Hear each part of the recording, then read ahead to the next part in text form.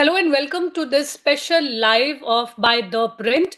Please do welcome Sandeep Shastri, who's an eminent political scientist and author. His research is largely in the area of election studies, federalism, survey-based area also. At the same time, please also welcome DK Singh, our political editor.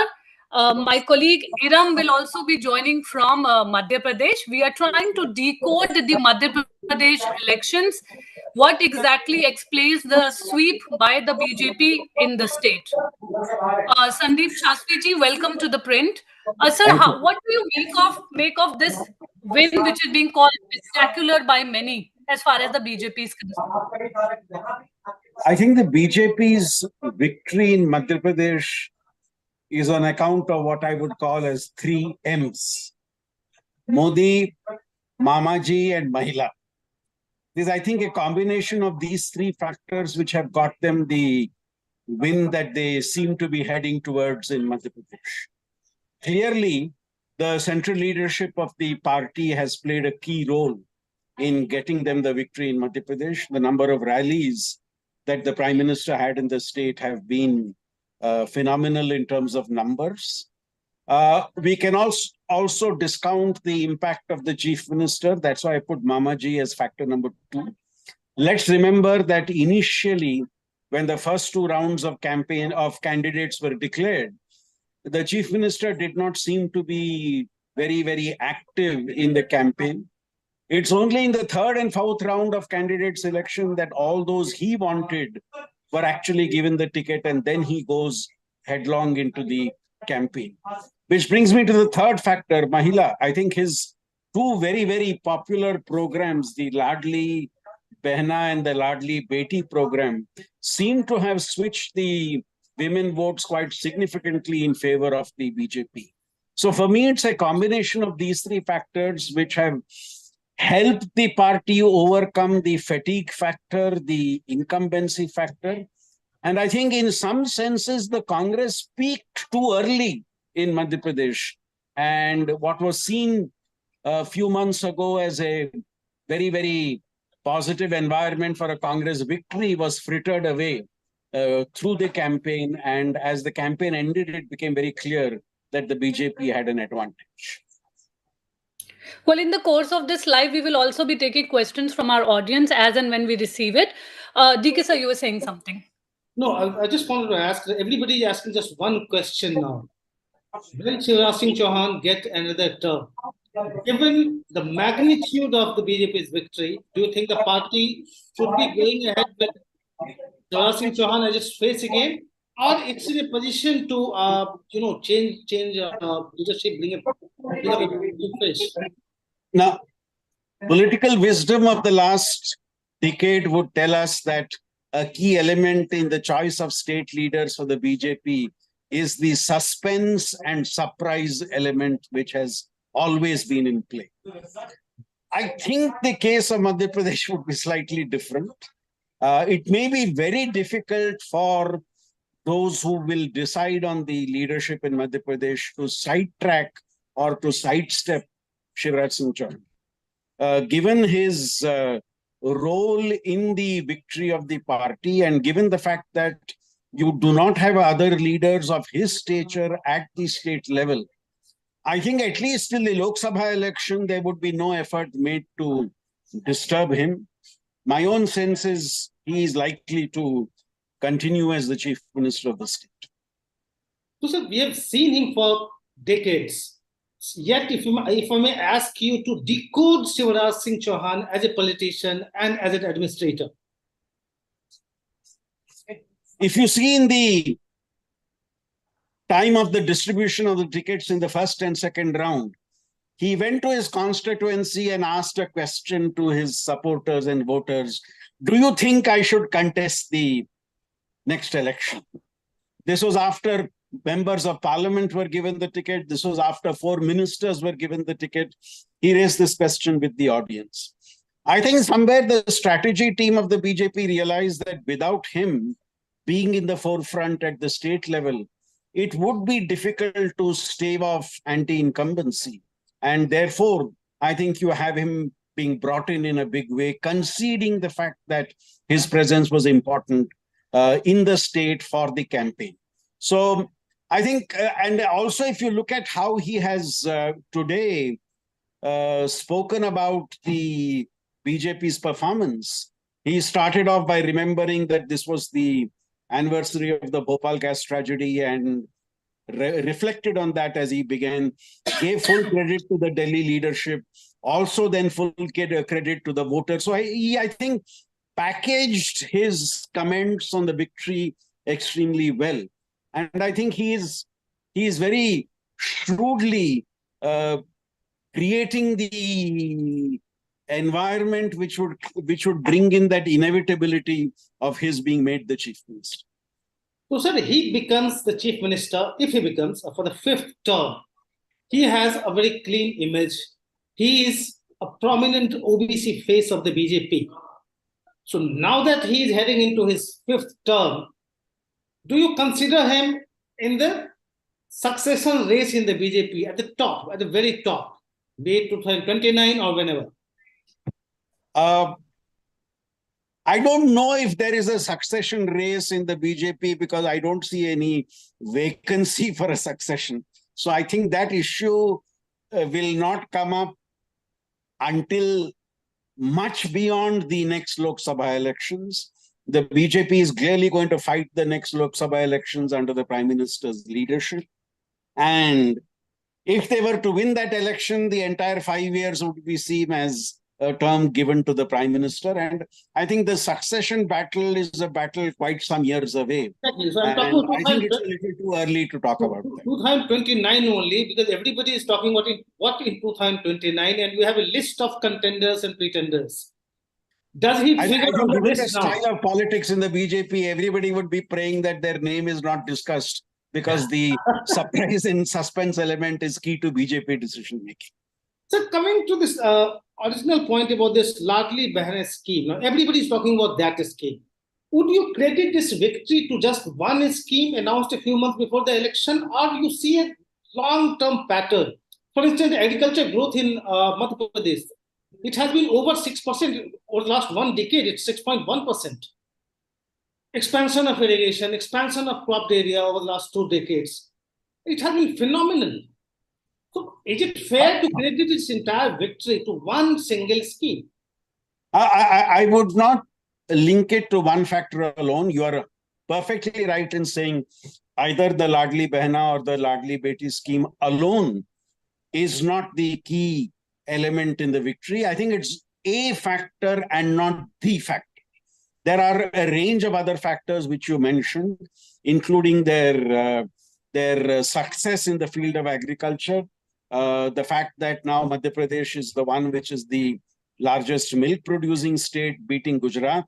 And I believe even in wheat production, they have surpassed Punjab. So I think there are some targets that have been achieved. I go back to my 3 M's, which I think combine together some of the points you made in terms of what Mamaji is seen as representing, the politics he has represented since he became chief minister. I think all that is a factor. The brother next door image that he enjoys, the uncle next door image that he enjoys is, I think, a crucial factor. And of course, Madhya Pradesh is also a clear sign of how the central leadership's charisma and impact plays a key role in winning the election.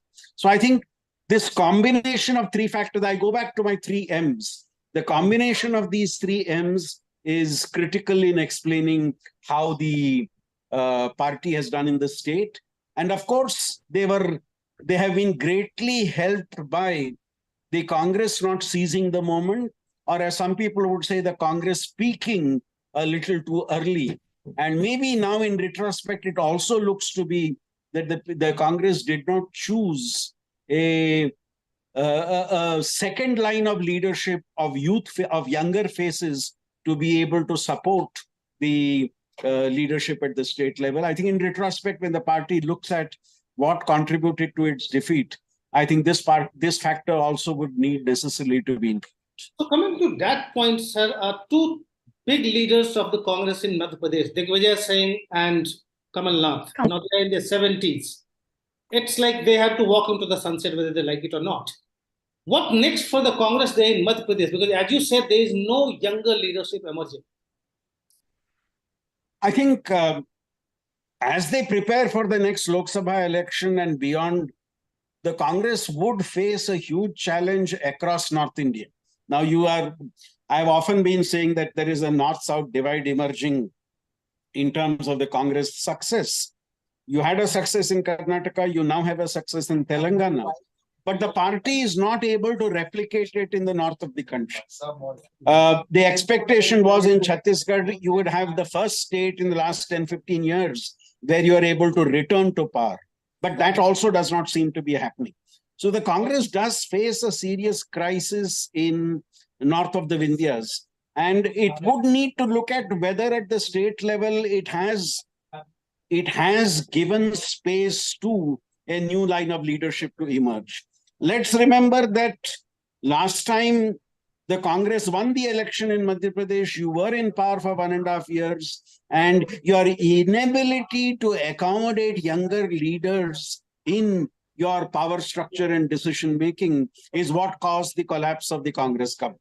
So, if the Congress were not to learn its lesson of grooming younger leaders, be it in Madhya Pradesh, and also if you take a parallel example of Rajasthan, where if they have reached a figure of 70 plus or are leading in 70 plus, I think the Gehlot factor has a role to play. But if they have not been able to retain power, it is largely because of the infighting the party has suffered. And if you look at the regions where it has done badly, regions where Sachin Pilot hails from is an area where they have done badly. So across the board, I think not recognizing a new line of talent is, I think, something which the Congress is paying quite dearly for. And Madhya Pradesh would be one example of the same. Well, if you look at the broader picture, you have spoken about South-North dichotomy when it comes to Congress's electoral performance. How do you explain it? I mean, what goes wrong with the Congress's politics in the North while it works in the South? Maybe sometimes if I could look at it another way, what goes wrong for the BJP in the North, for the Congress in the North, is the fact of the opponent it has to face in the North. In most of the states of the North where the Congress is present, it has the BJP as its principal rival. And what the Congress has not been able to effectively develop is a strategy to challenge the BJP.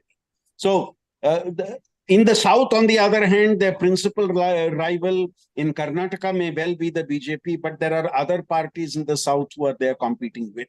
But across North India, their principal rival in most of the states seem to be the BJP. And I think the Congress has not been able to match these strategies and the methods which the BJP has used to be able to entrench itself in power. And this is part of the challenge that the Congress faces in North India. So before I let my colleagues start asking questions, just one last question from me. Where does Jyotiraditya Scindia, the Chief Minister in waiting for the last 10 years, stand today after these results? Could you come again? I couldn't follow your question. Where does Jyotiraditya Scindia, who has been the Chief Minister in waiting for the last 10 years, where does he stand today after these results in Madhya Pradesh? I think very clearly he would need to continue to agree to play a role in the central government in the ministryship he is given, wait for the next Lok Sabha election and hope for if the BJP were to come back to power, hope for a more important position in the government. I don't think in the immediate future, dream of leading the government in Madhya Pradesh would be something which becomes a reality. My colleague Iram has also joined from Madhya Pradesh. So let's hear from Iram now. So we just spoke to Mr. Kamalnath and I asked him as to how does he see his future.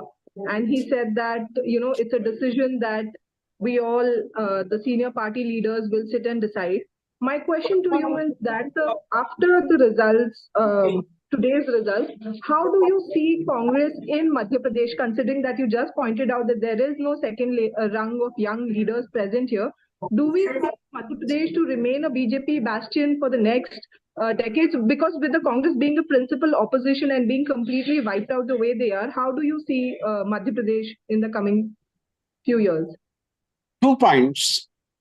It's not that the Congress does not have a second line of leadership in the state. They have not projected that second line of leadership in the state. There are mass-based leaders in the party who are very much there and who could be given a role to play.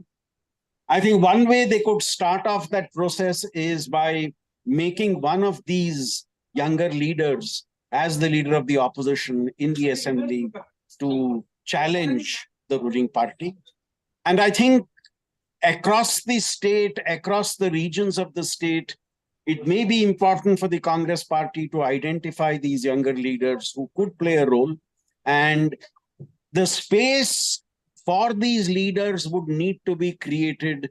It would require those who have been in positions of power in the party for long to be able to concede the space to these leaders. And this would be the biggest challenge the Congress party faces. It's not that there are no mass-based leaders in the party at the state level, younger age leaders. It's just that they have not been given their rightful share in the decision-making process in the party. And that is something which I think the party would urgently need to do if it has to continue to remain relevant as the key challenger to the BJP in the state. So just months before the Madhya Pradesh elections, people were talking about the state unit as a divided house. It is, Union Home Minister Amit Shah, he made multiple visits to the state. There was a decision taken to go for collective leadership. And at the same time, he ensured that he was able to bring all CM aspirants on the same table. So how do you see the role of Union Home Minister Amit Shah as far as Madhya Pradesh is concerned? We are talking about central leadership and PM Modi, but what about the Shah factor? Now, if you look at the BJP strategy in Madhya Pradesh as they went into this election, they spoke of a central leadership which included Prime Minister Modi, Amit Shah, and Mr. Nadda, and said that at the state level, they would take forward a collective leadership. In order to do that, they fielded 4 union ministers and several members of parliament in the elections. Now, I believe the reason that was done was to ensure that the Rainbow Coalition, which the BJP was trying to form, Rainbow Social Coalition, these ministers and members of parliament represented these different social groups. And they hoped that by getting them to contest the assembly elections, you would be bringing in the social groups that they represent to support the BJP. And to a certain extent, it seems to have happened. Though some are pointing out that the members of parliament and even union ministers are trailing in Madhya Pradesh, I'm not looking at their individual performance, but the fact that they're being part of the electoral race led to the support that the social coalition, the social groups that they represent, contributing to the power and strength of the BJP. And I think in that sense, the collective leadership principle worked for the BJP. But as the statement always goes, in collective leadership, you have first among equals. And in a sense, Shivraj Singh Chouhan emerged as that first among equals as the campaign went forward, because the party realized it was important to give him the due share of credit. So though it was a first among equals, though it was a collective leadership, carefully calibrated by the Home Minister, I think the decision was that it is important to project the Chief Minister for the schemes he has started. And you see that campaign that he launched, at least in the second half of the campaign. You see him actively going around and talking about the achievements of the government. So it was collective leadership at the state level, but then there was a first among equals in that collective leadership also. And very clearly, let's remember also both the Prime Minister and the Home Minister invested a lot of time and effort on Madhya Pradesh and campaigned quite aggressively and actively in the state. So therefore, the central leadership factor is undoubtedly a key factor in the victory of the party. Well, we have to wrap up in 5 minutes, so we'll take one question each from DK Singh sir and Iram. No, Iram, go ahead. Yeah. So, like you just pointed out, that several of the union ministers are trailing, including Mr. Narendra Singh Tomar, who was at some point of time seen as a probable chief minister candidate. And we also saw that during his campaign, there were several videos that came to light. What do you see as the future of these union ministers who are sort of maybe like somebody like Fagan Singh Kulaste, who's trailing, or maybe Rithi Pathak, who's though leading but with a narrow margin? How do you see their future if in a situation where they lose? Because they were contesting on the seats lost by the party.